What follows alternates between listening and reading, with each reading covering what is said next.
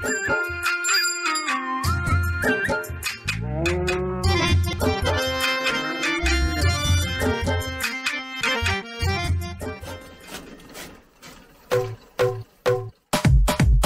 शाम दोपहर पहुँचे सबके घर घर, गावे गावे जावे कुछ बोले बतियाए, लेहन आवे खबर सुनावे कुछ बेहतर, ये है मुन्ना और मुन्नी के संग सफर।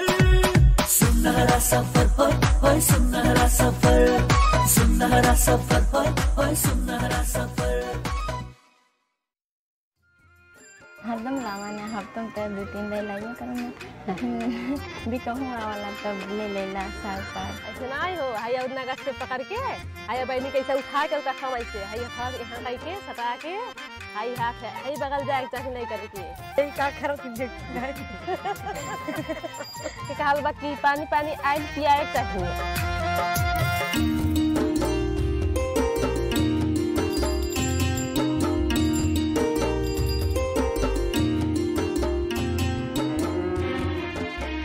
नमस्कार, हम इनके मुन्ना मुन्नी। सुनहरा सफर के आज के अंक में आपका स्वागत है। आप लोगन के मालूम बा हमन के शादी भय 1 साल भय के बाद हमने इनके बच्चा की योजना बनावे शुरू कल गई। लेकिन हमन के बच्चा की योजना बनाए से पहले हमन के गांव घर में जा घूमल जा, तमाम किस्म के परिवार से हमन के बातचीत कैल जा, कुछ बात सीखल जा भी नहीं, ये कह के हमन के सलाह कैल गए और सलाह कह के हमन के गांव घूमे निकल गए गए। हाँ, और ज़्यादा बातचीत तो सीखते तो बाटी जा कि कैसन मुन्ना। तब का मुन्नी, हमन के परिवार के स्वास्थ्य के लिए बहुत ज़्यादा कुछ हमन के सीखल जात बा और आपो लोग तो हमन के साथे साथे सीखल जात बाटी जा ना। पहले आज आपका गांव घर घुमावल जाए और परिवार के स्वास्थ्य के विषय में महत्वपूर्ण छलफल भी कैल जाए। तका हमन के साथे साथे आपो लोग गांव घूमे खातिर तैयार बाटी जा मुन्नी? तो चला जा, आपो लोग आवाज आए। हाँ, नहीं चलिए चला। और देखो तो बेरा बारी बढ़िया बा दीदी, गोभी भी उखाड़त हैं। हाँ। चलो बतियावल जा। अच्छा बतिया जा। दीदी नमस्कार। नमस्कार। बड़ा गोभी लौकता। हाँ, बेचे खातिर हो कि घरे खाए खातिर हो? घरे खरीदिन हो। घरे खाए खातिर? हाँ, बड़ा अच्छा देखाता है। और का है? गोभी बा, भाटा बा, धनिया बा। हाँ, लौकत तो है। मुरई बा। हाँ, गोभी तो पूरा तैयार हो गई बनाई। हाँ, टमाटर है सब। पहले ऐसे बैठा बजाता है कि अब परमिया से होता है। परमिया से? अच्छा। हाँ। ई खाई खातिर हो कि बेचे उचे के? खाई खातिर हो, नहीं बेचन जाला। ना बेचे जाला। घर में देवरानी बा, सुतकेरी बा। हाँ। तभी मारे। अच्छा, सुतकेरी के लिए। हाँ, सुतकेरी के लिए घर में उगावल और अच्छा रही। कई महीना के भइलिन? अभी 1 महीना नहीं हुआ, 5 गते तो 1 महीना। अरे अभी 1 महीना नहीं पहले तो ये नुक देवरानी से कुछ बातचीत करा जाएगी? काहे नहीं? चले दीदी, आपकी देवरानी से बात करे। चल जा। कोनो दिक्कत तो नहीं होई? नहीं। चली एक दिन उनसे भी बातचीत कर ले जाए। हाँ। आपके और यहाँ काम हम करे के बाकी नहीं, गोभी ले है लाली। तब चले के लेके चल जा। हम बोक ली का गोभिया। वहाँ बोक ले।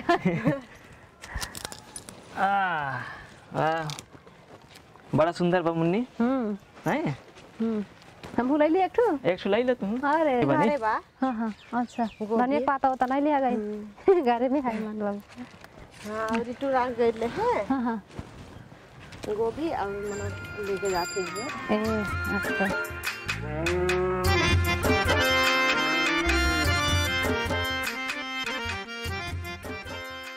ये सासुरा माँ देवरानी हमारे। हाँ।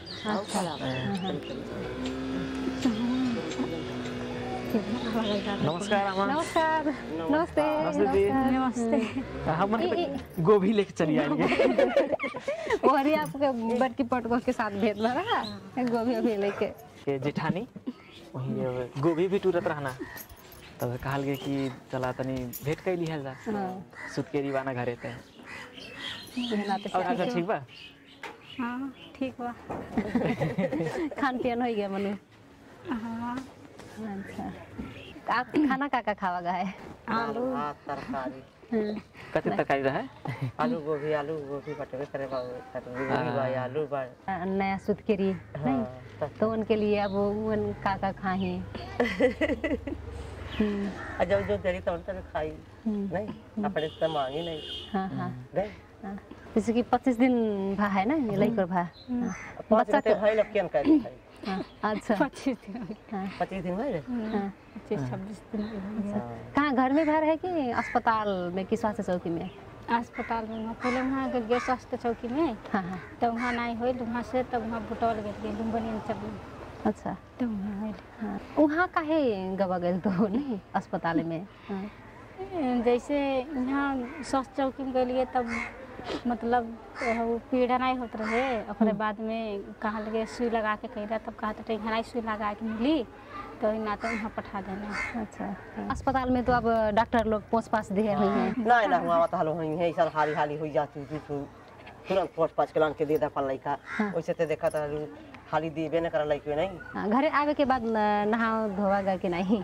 आज जब नहान भाई 5 से 6 दिन पर तब है अब ना उनके ना तब पोछ देहला। अच्छा ना हुआ वहां रहला अच्छा नहीं ना देला। अच्छा अस्पताल से आवा गए तब ओकर बाद फिर घरे आवे के बाद अब 25 दिन हो गए आज, तो बीच में भी फिर स्वास्थ्य चौकी गवा गए कि नहीं? सुई लगाए 12 गते, और फिर वहीं से एक ठो बाटी में स्वयं सेविका उहे आके घरा हाँ हाँ मतलब दवाई और आ गई है तो दवाई देले रहलिन और का सुझाव सलाह देहलिन वही? कहलिन कि मतलब कीनल दूध ना पियाए और है मतलब भैंसे से दूध ना पियाए और अपन दूध पियाए, नहीं निकले तब वो के पियाए। हाँ हाँ पाछे पाछे निकले लागी। अच्छा अब पहले जौन हो पिहौती दूध कहा ना उ कैसन पियाली कि नहीं पियाली? पियाइल हॉस्पिटल में पियाइल। हॉस्पिटल में और घरे आवे के बाद यहाँ अब दिन में कितना टाइम पियावा जात है, कैसे की पियावा जात लाइक होत है 6-7 चुट्टी दिन भर सुतल कैसे रात भर जागी। अब जबरदस्ती पियावा तब वो से चुप मार के रही पीबे नहीं करी पिया तो पियावली मनो बकरी का पीबे नहीं करते। अच्छा बच्चा भाई के बाद समय समय में बच्चा तौल भी लेवे के चाहिए कह के कहेले आप लोग बीच में बच्चा तौल लेवा कहे कि नहीं? लेहल गए कहाँ हुई अस्पताल में कि घरे आवे के बाद भी फिर? अस्पताल में ते मतलब होइल तो तौलाइल तब 2 किलो 700 ग्राम भेल है और यहाँ सुई लगा गल तब फिर तौलाइल तब 4 किलो रहे और खोप ओप बराबर लगावा जाता है। अब एक ठो लागल अब फिर 12 गते आई तब फिर लगा जाए के। अच्छा कैसन कैसे हार सुसार करा जाता है तो ये बच्चा कब तेल लगावा को लगावा कपड़ा फींचा अभी ने अभी कहाँ धोवड़ी में अभी नहीं छूटा है घरे? अभी हम ही धोइला। अच्छा कपड़ा धो। हाँ उस समय जब बच्चा के तौल लेवल गए तो कहना खाले 2 किलो 700 ग्राम नहीं, तो उतना तौल ई बच्चा के लिए ठीक हो कि कैसन? नहीं ठीक हो कम बा। अच्छा अब एक के दिन थोड़ी ना बढ़े, अब बढ़ते बढ़ते जाए नहीं। तो आपके का लागला कैसे तौल बढ़ा सके कि बच्चा के? अच्छा से हम खाब तब भी हो जौन जानवर हम खाते हैं तो निकलो पेट में जाए वो होके अब जितना निक से हम खाब उतना निक से भी हो बच्चा के हेरचाह कैसे के करे चाहिए आप तो? अब जैसे अब पहले हाथ साबुन से धो के ओकरे बाद में खाना पकाए चाहिए, खाना पकैले के बाद में फिर हाथ धो के सबके दे चाहिए खाए के, और फिर है लइकन के जैसे है दिशा पिसाब कैले में उन्हरे तो मतलब सफ़ा से धो के साबुन पानी से धो के मनो दूध पियाए चाहिए। ये आपके पहला बच्चा है? हाँ। अच्छा तो आपके बच्चा से हार सुसार कैसे के करे चाहिए, कैसे के करे पड़ी कहीं सब जानकारी कहाँ से पावा गए? सासू भी सिखावलिन और अपनाऊ से कुछ था और फिर स्वयं सेविका से। आपके पता हो तो लइकोर भाई तो आप से हार सुसार करा जाता है और आपके समय में कैसन का रहा? हम के हम बनी कुछ नहीं खाई ना, हम दूध खाइला ना हम दही खाइला ना हम घी खाई खाली तरकारी। आजकल से हार सुसार करे में कुछ डॉक्टर लोग जैसे कि पहले तो कान में तेल हेन सब डायरेक्ट चलन रहा। हाँ पहले अब नहीं कहला छोड़े के कहता हम आजादी ने कहते नहीं कर कान में तेल ना छोड़े मैंने अपन नहीं करे। आप अपन लइकन के बारे में छोड़ लइकन के छोड़ ले छोड़ा लगे। अच्छा तो ठीक है, आप लोगन के बहुत बहुत धन्यवाद।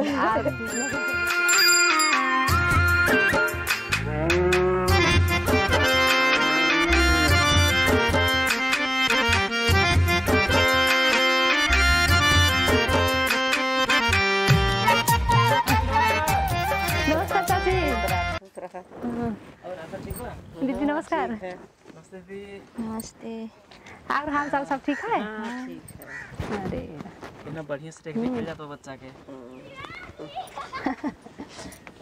हमन के बैठे जाता है ना, थोड़ा बातचीत करे के है। बैठा मुन्ना। बैठी हम। हाँ हाँ। चला। और तब खान पीन हो गया? हाँ खान पियन हो गए।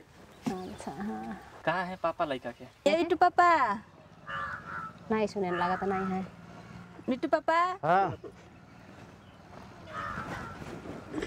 सब भैया नमस्कार। नमस्कार। आओ बैठे जाए भैया, तनिक मुन्ना और ही चला जाए तो। और भैया बढ़िया है? हाँ बढ़िया है। ई बाबू के जन्म कहाँ घर ही भाई की? ना है लंकापुर अस्पताल में। अस्पताल में? अस्पताल में लड़को और भाई के बाद वो जौन चेक जांच करावल जाला वो का बाद जौन पैसा मिलला वो पावा के नहीं? पैसा नहीं मिलल। एक दिन फोन कैले रहली तो कहे के का काम पैसा मिली, ओकर बाद में बस दूसरा दाई रिस्क के नाते बस फोन काट देंगे। हम कहें ठीक, हम कहें रहे 1000 माने कुछ नहीं हो। जब इन बाबू भी इन कौन है? आयुष। अच्छा जब भैया लगे। कोई बाबू निनाई गए के का सुत गए है ना? सुत गए हैं का? हाँ सुत गए। ऐसा करा जाए, सुता देवा जब बाबू के, तब हमन के फिर बात कही करा जाए। ठीक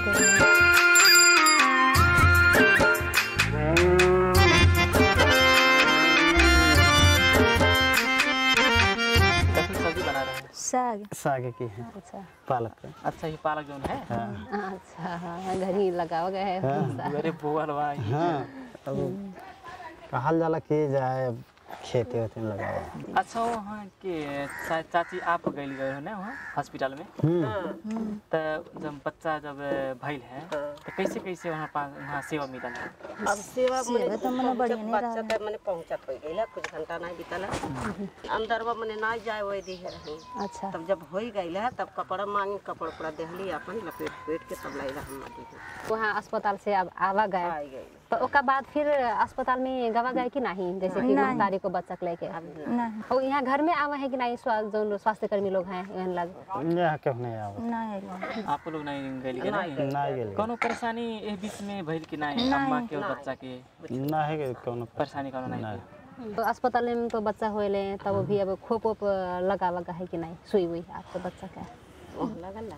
यहाँ लगा यहाँ गलाली लगोले। ये यहाँ लगल। हमें लागल हाल से। नहीं बच्चा का भी लागल कि नहीं? सरकारी सुई लग चुका है उनका। अच्छा कई ठू लगल बा? एक ठो लगल। अभी नहीं एक ठो लागल बा। अच्छा अब फिर कहिया लगावे काले हैं वहाँ पास? 20 गते 20 गते। 20 गते? 20 गते हर महीने। तो यही सब लगावे ना जा हमन के जाए पर ही स्कूल में लागल। तो करीब करीब आप लोगन के 1 महीना पहुँचे लगा बच्चा के? हाँ। तो ये छोट बच्चा तो भी बहुत नाजुक है नहीं? तो उनकी रेख देख कैसे कही जाता आप लोग? अब टाइम से टाइम होला तब मिर्च घास के सुता उता दिहल जाता। अब रोवत बाटे तब अपन महतारी दूध पिया देती। अब का कर रोई है तबे भर पियावे की वैसा हो पियावली मनो ले रही तो कार्य कागे जानला जाता देहात का कार्य।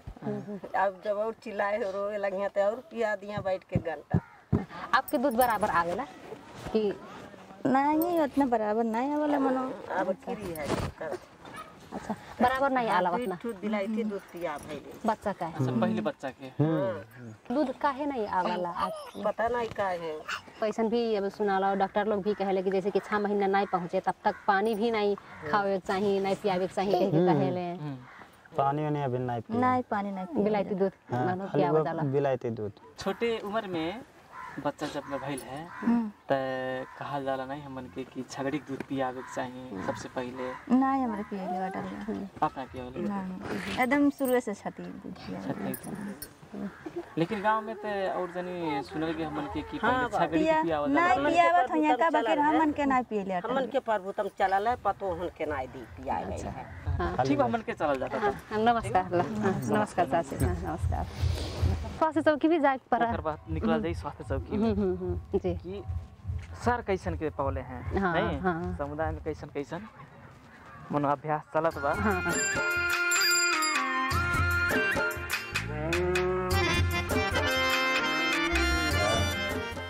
और सर हालचाल ठीक है? ठीक बा, बैठल जा। देखल जा सर मन के घुमत फिरत ऐसे आ गेल का समस्या लेके आयल गया आप सबके कौन ऐसे समस्या? है सर नवजात शिशु से हार के विषय में, जैसे कि अब का है तो ये नवजात शिशु, जब जैसे नवजात शिशु कहेले मन के एकदम सरल भाषा में आपके बूझे के लिए बच्चा जन्मले से लेके 28 दिन तक के जो बच्चा के उ समय उस समय के भीतर ही जब बच्चा बा तो ओके नवजात शिशु हमरे परिभाषित करल जी। यार मैंने हमन के यार गांव में बूझे वाला सरल भाषा, यानी कि 1 महीना के भीतर के बच्चा बूझे पड़ल। उस समय में कैसन के सेहार सुसार करे चाहिए तो हमन के सबसे पहले देखल जाए ठौरा यहाँ लीफलेट बा, आप सबके हम मतलब यूँ से कुछ बूझल जाई। वहाँ का बा कि सेहार करे के लिए बच्चा जन्मते घरी मान ला जैसे बच्चा जन्मल, तो अगर बच्चा जन्मल तो उस समय में हमन के तुरंत बच्चा के जन्मते बच्चा के नरम सफा और सूखा कपड़ा से पोंछ के अब पूरा एकदम न्यानो पारी, जैसे हमन के न्यानो मतलब गर्म पारे वाला, ताकि बच्चा के ठंडी ना लगे। नहीं ठंडी लगी तो शीतांग हो सकला, ओकर तापक्रम शरीर के लॉस हो सकला, नहीं कम हो सकला, उससे बच्चा के समस्या आई। तो नरम सफा और सूखा कपड़ा से मतलब पोंछ के एक बाद ओके बेर के साफ ओके का कहना बच्चा जन्मते घड़ी में ना भी हमन के काटे पड़ल वो आप सबके नहीं। तो अगर स्वास्थ्य संस्थान सबसे पहले तो स्वास्थ्य संस्थान जाके सुतकेरी कराए पड़ल, ये जनवे करल जाता नहीं। सुतकेरी करैले वहाँ स्वास्थ्य कर्मी साथी लोग आप सबके नाभि जौन बा स्ट्रायल औजार से सुरक्षित और निर्मलीकृत कई औजार से नाभि कटी है नहीं।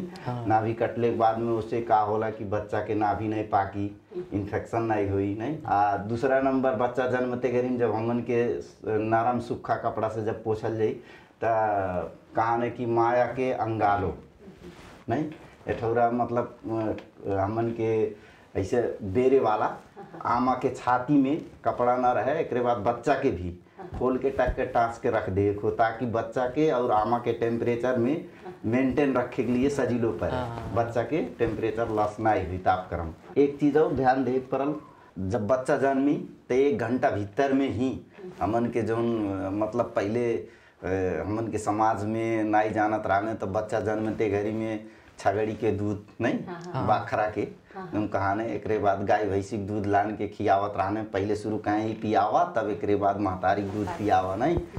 तो ऐसे कहा हो कि हमन के वो चीज़ न पिया 1 घंटा भीतर में बिघौती दूध जो आमा के मतलब स्तन से पहलो कलर के जो निकला ओके बिघौती दूध कहल जाला। वो दूध में बच्चा के जितना इम्यूनिटी पावर मतलब हमन के रोग प्रतिरोधात्मक क्षमता उनका लड़े वाला जो एक ठौरा वो होला शक्ति होला वो प्रदान कराला।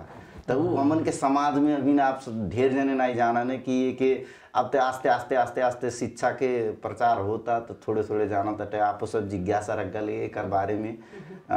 ऐसे का होला कि बिघौती दूध खियले से बच्चन के शरीर में जितना हो चाहिए मतलब जन्मते घड़ी में तुरंत ओकर अंग पूरा रूप से विकसित ना होला, एक नाते से कौनो भी कीटाणु या वायरस आक्रमण कर सकला।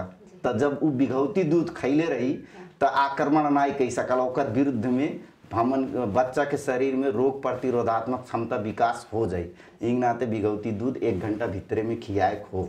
जब बच्चे जन्मल हैं तब छगड़ी के दूध है थोड़ा सा रही तब्बो ओके चटाए परी ओके पियाए परी के मान्यता बा। पूर्ण रूप से अंधविश्वास वाला काम हो ओके नहीं करे के चाहिए। बच्चा के शरीर में बहुत ज्यादा वो हानि पुर गया, वो खिए ही नहीं हो। इस समय में परिवार के जो सदस्य है वो लोग भी कैसन के जैसे कि बच्चा के सेहार सुसार कर सकें। हाँ देखल जाए वहाँ एकदम सबसे पहले तो श्रीमान के ज्यादा भूमिका रहा नहीं। अब का हो कि सुतकेरी भैले के बाद में आमा के शरीर काल के ठौरा जितना हमन के मातृ बाटे आमा बाटे वो नवा जीवन पावाने। जब एक दे बच्चा जन्मी तो नवा जीवन हो कहानी। अब ऐसे का हो कि क्या खाने शरीर में उनके शरीर में कमजोरी रहा, हर एक चीज के समस्या आयल रहा वो टाइम पर, सुतकेरी भइले पर खून ज़्यादा रगत ज़्यादा जाला तो उहू से एनीमिया भाई हो डेर रहा। एकरे बाद का खाने एनीमिया जब भइल रही तो श्वास प्रश्वास के समस्या हुई, दूध उत्पादन सही से नहीं हुई नहीं। तो ऐसे का हो कि ई कुल से बचे के लिए श्रीमान के सहारा ज़्यादा चाहिए नहीं। वो टाइम पर एठौरा जैसे कहा ना बैसाखी बन के रहे खो, वैसे ही एठौरा एकदम हमेशा रहल जरूरी हो। अब प्लस खान पीन में का हो कि आपके खून बढ़ाए वाला चीज़ देख पड़ल। अब आयरन चीज़ के वहाँ मिला था नहीं, जैसे कलेजो भइल, एक बाद अंडा भइल नहीं, उसनल अंडा देख पड़ल, एक बाद मासू देख पड़ल। ऐसा ऐसा चीज़ जब खियावल जाई, साग पात प्रमोट करे पड़ल, तब वो जाके रगत की मात्रा बढ़ाई सुतकेरी अवस्था में, नहीं तो कैसे बढ़ाई। सुतकेरी होए खातिर स्वास्थ्य चौकी में जावे चाहिए। तो ओकर बाद घरे आवे के बाद 28 दिन के अंदर कितना दाई चेक जांच करावे का आवश्यक है, महतारी स्वास्थ्य और बच्चा स्वास्थ्य भी। ये देखल जाए जब सुतकेरी हो गए नहीं, सुतकेरी भइल गए आप, सुतकेरी भइले के बाद में 24 घंटा तक लेते पहले शुरू जहाँ सुतकेरी भइल गए जौन संस्था में होइल वो संस्था आपके डिस्चार्ज नहीं करी, यानी कि घरे ना पठाई, आपके वहीं 24 घंटा रखी, 24 घंटा भीतर में एक दाई जांच करी, एक बाद आपके घरे पठा दी। 24 घंटा में आपके कौनो प्रकार के समस्या नहीं दिखाई तक नॉर्मल अवस्था रही तो घरे पठा दी। घरे पठैले के बाद में आप घरे आवल जी तब 3 दिन पर, यानी कि 24 घंटा वहीं एक दाई जांच भई, आपके फिर 3 दिन पर फिर जांच करी। तो घर ही चाहिए स्वास्थ्य। हाँ, नेपाल सरकार स्वास्थ्य चौकी में जाके करी। हाँ, अब देखा जाए नेपाल सरकार का हो सब जगह ही हाल में अभी लागू नहीं के लिए बा, लेकिन हमन के माया देवी गांव पालिका में अधिराज भर लागू हुई। नेपाल सरकार के ठौरा मतलब कार्यक्रम हो पीएनसी होम विजिट कह के कार्यक्रम लागू भइल बा। मतलब पीएनसी होम विजिट माने प्रसूति के बाद, प्रसूति जब हो गए यानी कि सुतकेरी हो गए, सुतकेरी भइले के बाद में आपके का खाने घरे जाके स्वास्थ्य कर्मी यानी कि एक ठौरा नर्सिंग स्वास्थ्य कर्मी आपके घरे जाइए 3 दिन पर और 7 दिन पर जाके वहाँ जांच करिए आपके पूरा देखिए, एक बाद कौन समस्या रही तो उनके हिसाब से उन्होंने दवाई या परामर्श दिए, अगर नहीं समस्या बा तो कौन ठीक है बा कह के अपन ठौरा रिपोर्टिंग कह के लनी है। आप जो शहर सुसार के बात कल जात बा तो हम ये भी पूछे चाहब आपसे, जैसे कि जो खोप कहे रहे हैं तो बच्चा का अब जो नवजात शिशु के ओकर बाद भी बच्चा के कैसन के खोप दिए चाहिए कितना दिन में इहो। हाँ, बहुत बढ़िया जिज्ञासा रखल गए। जो नवजात शिशु भई 28 दिन भीतर में एठौरा खोप बा हमन के बच्चा जन्मे से लेके 1 वर्ष के भीतर यानी कि 12 महीना के भीतर में BCG खोप लगाला। दूसरा नंबर में बच्चा जब 42 दिन के हो जाई तब आपके DPT लगी, वो खोप 3 पटक लगाला, 6 हफ्ता में, 10 हफ्ता में, 14 हफ्ता में। वही के साथे पोलियो भी खिया जाई। नेपाल सरकार रोटा एठौरा वैक्सीन आयल बा खोप उ लगाला आपके 6 और 10 यानी कि DPT के संगरी 2 ठौरा डोज लगाला। जब ये छोट बच्चन के जैसे कि कान में तेल डाल दे रहे, तेल लगावे के समय में और आँखी में कजरा भी लगा दे रहे हैं, तो ये सब छोट बच्चा का नवजात शिशु के लगावे के चाहिए कि नहीं? तो कान में तेल डायरेक्ट पूर्ण रूप से मना ही हो, कान में तेल डर ही नहीं चाहिए नहीं। उससे का होला झन तेल डाले झन आपके का कान धूर बैठी, झन गर्दा बैठी कान में, लइकन के छोट लइकन के कान में तेल डाल झन पकावन झन उन कचड़ा बैठत जाला नहीं, उहू से कान खराब होला लइकन के। ई कुल चीज हमन के नहीं करे को, कोनो समस्या हो तब करे को कि आपके संबंधित डॉक्टर से संपर्क करल जाए। अब कजरा वजरा ते कुल अंधविश्वास वाला, जैसे सर छोट रहे बच्चे तो हमारे पास के शरीर वैसे नाजुक रहा तो हमन के चलन बा कि छठिहार मनावे के नहीं, बच्चा के नहवावे के, ओकर बार खौरे के, तो ई कुल कितना के उचित बा सर? जैसे बच्चा जब जन्मल तो एक तो 24 घंटा भीतर में नहीं हो बच्चा के। अब दूसरा नंबर ही जो आप काल के छठी बरही मनाए वाला ये सब का हो कि एक धार्मिक चलन चलती हो, हमारे मनावल जाता 4 दिन के बिटोर के खुशहाली प्रकट करल जाला। वहीं बीच में बच्चा के ठौरा जैसे कहा न कि मुंडन कैदा, देवी देवता के कथा भागवत सुनला नहीं, हमें लगा था परंपरे हो और कुछ तो नहीं ऐसा लगा था। और जैसे कि सर जब हमारे गांव घर में ये भी सुना गया है कि बच्चा का नाई तौले चाहिए, पहले कुल धारणा रहे कि बच्चा के तौल नाई लहल जाला नहीं। हमन के नेपाल सरकार के ठौरा कार्यक्रम में भाई का वृद्धि अनुगमन कह के नहीं, वृद्धि अनुगमन में आपके बच्चा के 2 वर्षा यानी कि 2 वर्षा में 24 पटक 24 महीना होता नहीं, 24 पटक बच्चा के तौल ले पड़ल। ये शारीरिक विकास और वृद्धि संगरी जोड़ल रहा। पहले शुरू तो गर्भ अवस्था में बच्चा जब गर्भ में रहल ता 30% यानी कि 9 महीना में 30% ओकर मस्तिष्क विकास होला।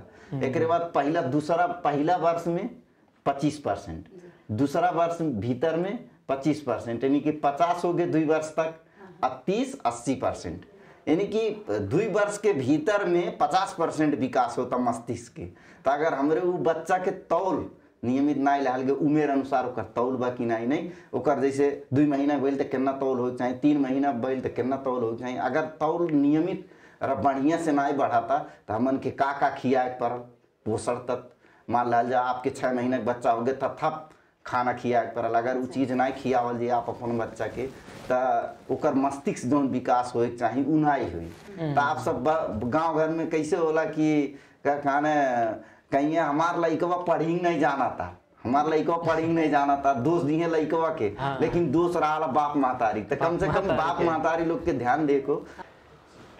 बहुत बढ़िया लगा सर आपसे बातचीत कही के, कितना बढ़िया समझावल गए हमन के, बतावल गए। बहुत बहुत धन्यवाद, बहुत कुछ जाने का मौका मिला सर आपसे। नमस्कार सर, नमस्कार।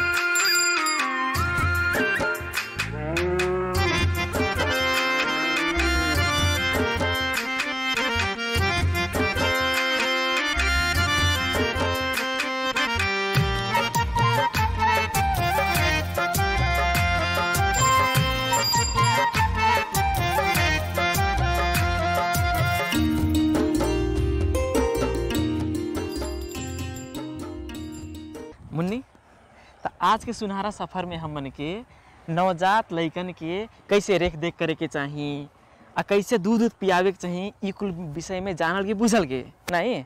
और वैसे कह के बच्चन के तौल और खोप के बारे में भी गांव घर में छलफल कल जाए और बुझल गए सीखल गए। आशा है आप सब जने भी हमनिन के साथ में बुझल का हो सीखल का हो इस सब विषय में। सुनहरा सफर कार्यक्रम आपके कैसन लाग, यह नंबर में मुन्ना और मुन्नी के फ़ोन करके बातचीत करा जाए ताकि हमनिन के आप लोगन के भी गांव घर में आए के आप लोगन से भी बातचीत कर सका जाए। अगले हफ्ता भी हमन के महतारी और बच्चा के स्वास्थ्य के विषय में हमन के बातचीत करे खातिर गांव घर में निकला जाए। और हाँ, अपन स्वास्थ्य के भी ख्याल रखा जाए। तब तक के लिए हमन के मुन्ना और मुन्नी के आज्ञा दिया जाए। नमस्कार। का खियावल जाला, बिस्कुट उस्कुट है तनी खियावल जाला तो वो सबके तंदुरुस्ती बढ़िया बा। 6 महीने के अंदर कोनो चीज ऐसा ठोस चीज कोनो खियावे के नहीं।